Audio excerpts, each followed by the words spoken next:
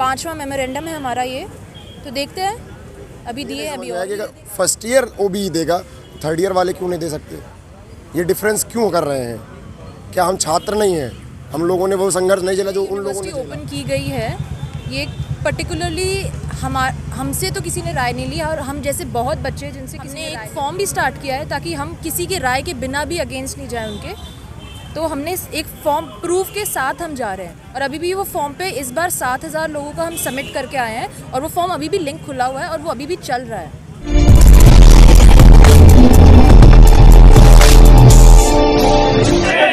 जैसे पढ़ा है वैसे ही देंगे, जैसे पढ़ा है वैसे ही देंगे।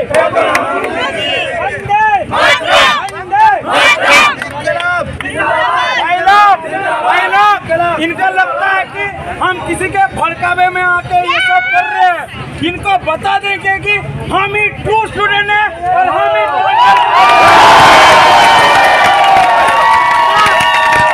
हमारा जेन्युइन स्टूडेंट का आवाज उनको पहुंचना चाहिए, और वो बाउंड हो गए कि ये वो भी वापस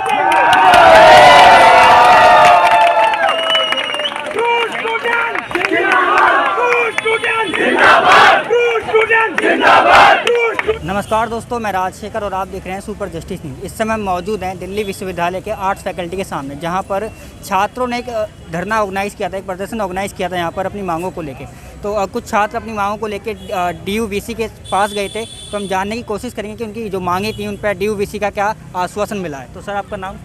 मेरा नाम जयंतराज है, और आज मैं आप सबको बताना चाहता हूं कि यहाँ पे स्टूडेंट जो आए थे, जितने भी प्रोटेस्ट करने आए थे, उनकी एक बेसिकली डिमांड थी कि ये जो वाला जो सेमेस्टर है वो उसको OBE मोड में किया जाए, ओपन बुक एग्जामिनेशन मोड में। तो ये स्टूडेंट की डिमांड तो ऑनलाइन पढ़ें, और अचानक से यूनिवर्सिटी ने कॉलेज खोल के एक नोटिफिकेशन जारी किया जिसमें ये जाहिर किया है उन्होंने कि ये वाला जो सेमेस्टर होगा वो फिज़िकल मोड में पेपर लिए जाएंगे।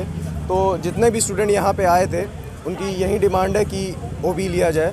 तो सब लोग गैदर हुए थे, तो हमने अपनी आवाज़ उठाई, तो हमें अंदर से बुलाया गया था, OSD ने हमें बुलाया था, और OSD का यही कहना है कि आप ही लोग ने खुलवाया कॉलेज, आप ही लोग की डिमांड रखी गई। तो उस बेसिस पे उन्होंने सब चीज़ें बताई। तो हम लोग अभी देखते हैं क्या कर सकते हैं आगे। सारे स्टूडेंट हैं, कोई पॉलिटिकल पार्टी से बिलोंग नहीं करता है। तो मैम, यहाँ पर कहीं ना कहीं जो OBE की मांग है आपकी, उसमें सभी छात्र जो हैं दिल्ली यूनिवर्सिटी के अंदर, एक सोल भी आता है, तो उनकी भी यही मांग है OBE की। तो उसमें आप क्या देखना है इसमें? कुछ नहीं, हम सब यही हैं, एक साथ है, चाहे वो सोल हो, DU के फॉरेन स्टूडेंट्स हो, मैं इतना भी कह रही हूँ, DU के फॉरेन स्टूडेंट्स हो, सोल हो, नॉर्मल स्टूडेंट्स हो, बिकॉज हम सब का इशू यही है। जिस तरह यूनिवर्सिटी ओपन की गई है, ये पर्टिकुलरली हमसे तो किसी ने राय नहीं लिया, और हम जैसे बहुत बच्चे जिनसे किसी ने राय नहीं ली गई, हमने एक फॉर्म भी स्टार्ट किया है ताकि हम किसी के राय के बिना भी अगेंस्ट नहीं जाए उनके, तो हमने एक फॉर्म प्रूफ के साथ हम जा रहे हैं। और अभी भी वो फॉर्म पे इस बार 7,000 लोगों का हम सबमिट करके आए हैं, और वो फॉर्म अभी भी लिंक खुला हुआ है और वो अभी भी चल रहा है। तो उस फॉर्म में आपने क्या क्या जो है बच्चों के लिए क्या उसमें क्या उस फॉर्म में हमसे उन्होंने उनके नाम पूछा है, कॉलेज का नेम पूछा है, सेमेस्टर पूछा है, और उनका इशू पूछा है कि आप OBE चाहते हैं या नहीं चाहते हैं, और OBE चाहते हैं तो क्यों चाहते हैं। क्योंकि बहुत सारे रीज़न्स हैं लोगों के। एक सेफ्टी बहुत बड़ा रीज़न है जो कि अभी किसी को दिख नहीं रहा है, क्योंकि हम थोड़ा रिस्ट्रेन करके चल रहे हैं अपने आप को, इसलिए थोड़े केसेस कम है। ऐसा नहीं है कि कोविड केसेस की बिल्कुल भी संख्या बड़ी नहीं है, बड़ी है, ऊपर नीचे हो रही है, और आधी चीज़ें तो दिखाई नहीं जा रही है। डिपार्टमेंट बंद हो रहे हैं क्योंकि कोविड केसेस भी बढ़ रहे हैं अभी। दूसरा, हमको OBE ही एक तो क्या बोलते हैं, एग्ज़ाम्स वगैरह जितने भी हमारे हैं उसको OBE मोड में इसलिए चाहिए क्योंकि हमारा सिलेबस आधा कंप्लीट हो चुका है। एक प्रॉब्लम उसमें भी हमको आती है, इसलिए। तो इसमें जो है 3 मार्च को एक ऑर्गेनाइज़ किया था आंदोलन वहाँ पर शिक्षा के लिए, जो है छात्र सोल के जो छात्र थे वो गए थे शिक्षा मंत्रालय के पास अपनी मांगों को लेकर। तो उनको वहाँ क्या है, प्रशासन द्वारा उनको डिटेन करा लिया गया था कहीं ना कहीं। तो कहीं ना कहीं प्रशासन का दबाव पड़ रहा है छात्रों पर।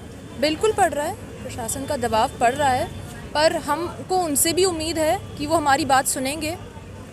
तो बस देखते हैं, उसी चीज़ पे हम आशा करते हैं कि वो बात सुने हमारी।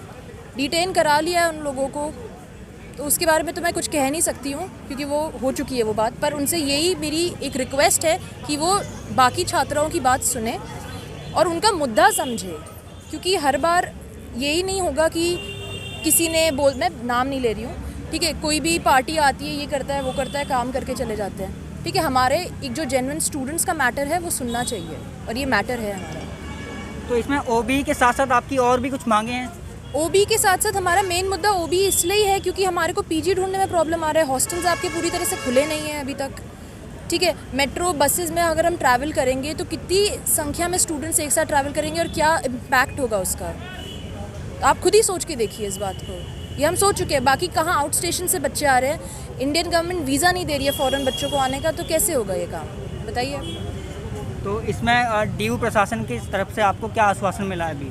अभी तो उन्होंने यही बोला है कि वो बात करेंगे, जैसे कि हम दे के आए हैं उनको, देखेंगे। 5वां मेमोरेंडम है हमारा ये, तो देखते हैं, अभी दिए, अभी और भी दे देंगे उनको फिर। तो ऐसा नहीं लगता कहीं ना कहीं कि परीक्षाएं आपकी मई के नज़दीकी हैं और उसमें आप लोग आंदोलन कर रहे हैं और प्रशासन की तरफ से आपको बस आश्वासन मिल रहा है, तो इसमें कहीं ना कहीं आपको नुकसान ही हो रहा है?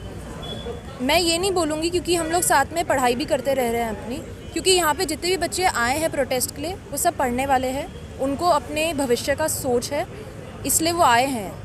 तो हम पढ़ भी रहे हैं साथ में, हो जाता है तो हमारी बहुत मदद हो जाएगी इसमें, और नहीं होगा तो फिर एग्ज़ाम सबको देने पड़ेंगे। तो आप मतलब दोनों तरीके से तैयार हैं अब? दोनों तरीके से तैयार होना पड़ेगा हमको, क्योंकि जिस तरह से 5वां मेमोरेंडम हम दे चुके हैं और अभी तक हमको कोई जवाब नहीं मिला है उसका, तो हमको तैयार होना पड़ेगा उसके लिए। तो कहीं ना कहीं ये लगता है कि डीयू प्रशासन जो है अपनी मनमानी पर जुड़ा हुआ है। कि मनमानी तो डीयू कर ही रहा है, क्योंकि देखिए जब 17 तारीख को पहला गाइडलाइन आया, उसके पहले किसी को कोई उम्मीद नहीं थी कि कॉलेज खुलेगा। जब कॉलेज का नोटिफिकेशन आया, अचानक से आया कि भाई खोल रहे हैं कॉलेज, ठीक है।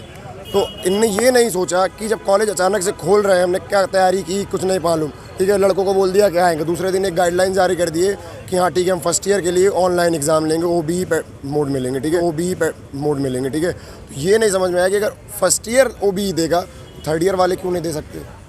ये डिफरेंस क्यों कर रहे हैं? क्या हम छात्र नहीं हैं?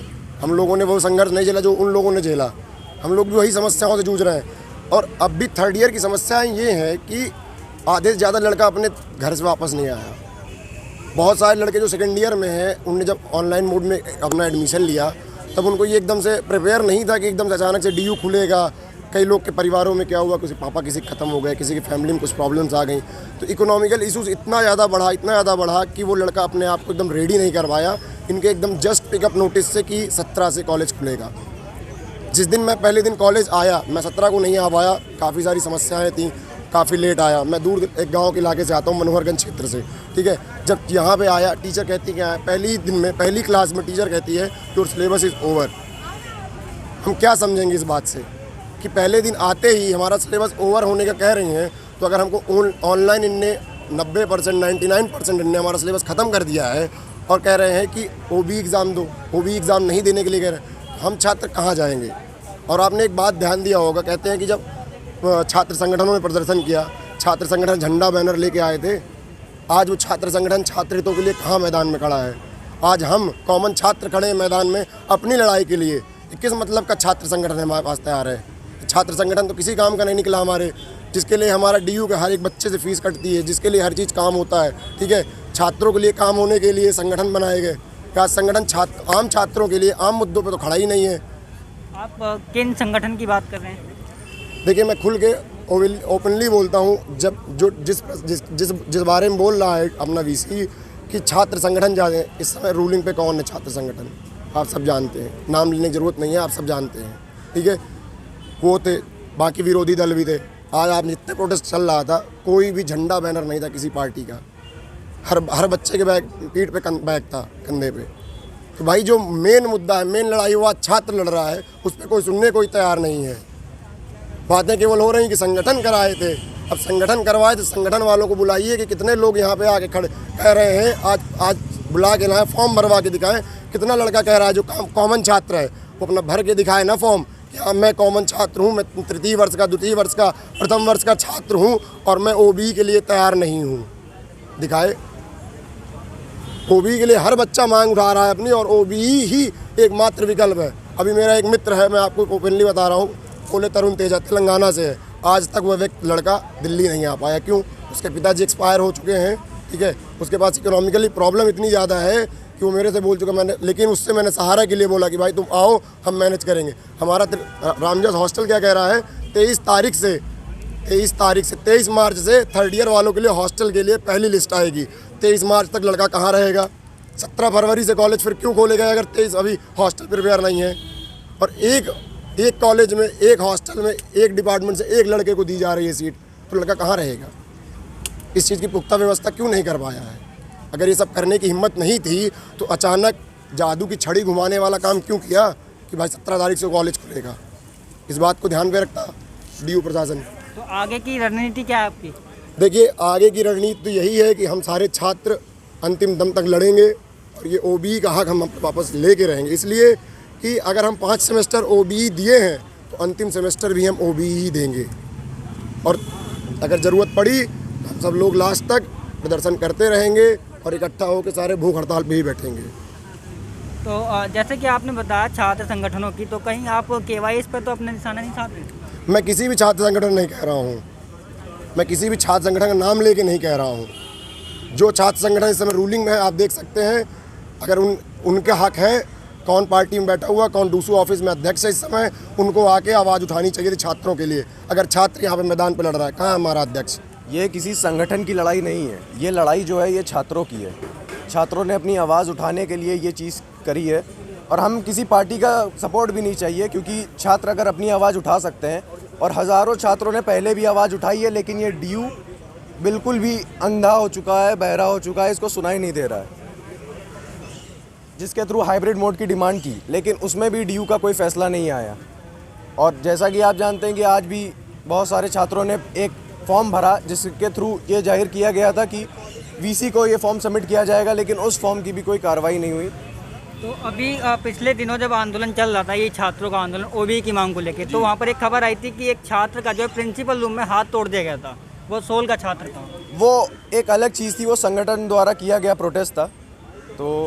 तो ये हम लोग संगठन से कोई वास्ता कोई रखता नहीं, हम लोग नॉर्मली स्टूडेंट हैं। मैं जैसे थर्ड ईयर का छात्र हूँ, ये भी थर्ड ईयर के ही हैं, तो हम लोग का कोई संगठन से इन्वॉल्वमेंट नहीं है। हम लोग ऐसे ही नॉर्मली स्टूडेंट हैं, जो काफ़ी लोग जिनकी डिमांड है उनको आगे रख रहे हैं, और आगे भी ऐसा ही करेंगे।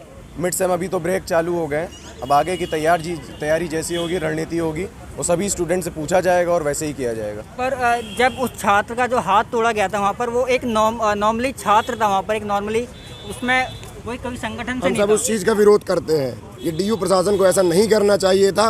वो छात्र अपने हक के लिए लड़ रहा था, उसका हाथ तोड़ना ये गुंडागर्दी हुई है, इसका हम घोर विरोध करते हैं, निंदा करते हैं उसकी हम। तो उस पर भी VC की तरफ से कोई भी कार्रवाई प्रिंसिपल के ऊपर नहीं की गई है, बल्कि जो संगठन ने और छात्रों ने खुद उसके खिलाफ जो है FIR दर्ज कराई थी वहाँ पर, तो उस पर अभी तक कोई कार्रवाई नहीं हुई है। देखिए, अब वो कार्रवाई होगी, अगर नहीं होगी तो हम उसके लिए भी आवाज़ उठाएंगे।